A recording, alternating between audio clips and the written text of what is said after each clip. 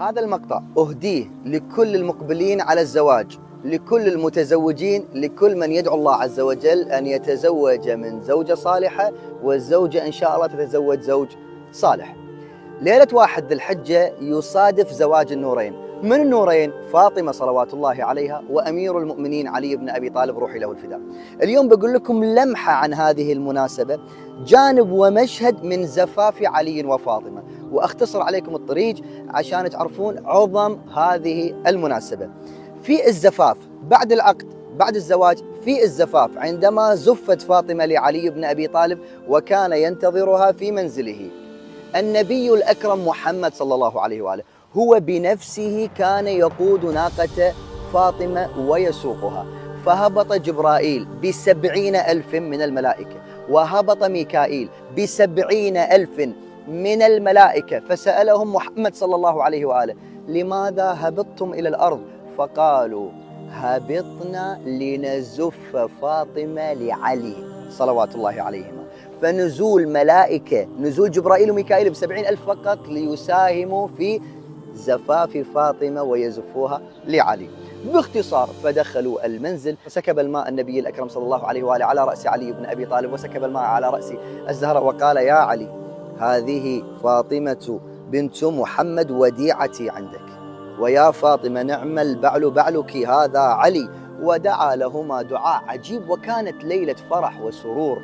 إذا قلت لكم السماء نزلت ملائكتها حتى يزفون الزهراء. في تلك اللحظة أمر النبي صلى الله عليه وآله أن يخرج كل من كان في المنزل ويخلو الدار، فبقيت أسماء، فقال لها رسول الله صلى الله عليه وآله: لماذا لم تخرجي وقد أمرتك بالخروج؟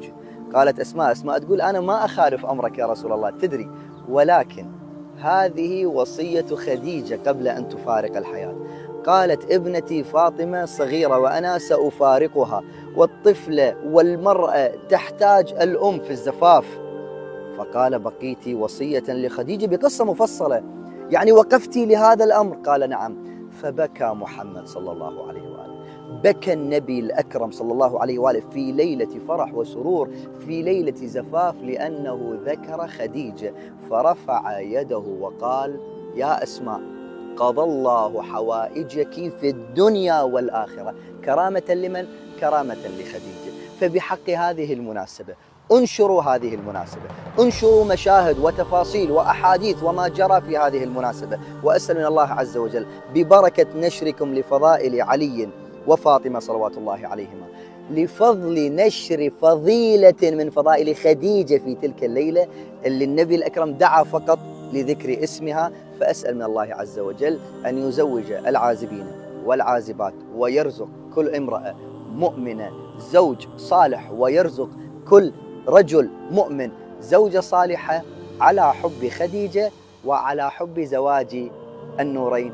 وأبارك لكم هذه المناسبة، أرجوكم اهتموا بها وانشروا على حب خديجة. بالتوفيق.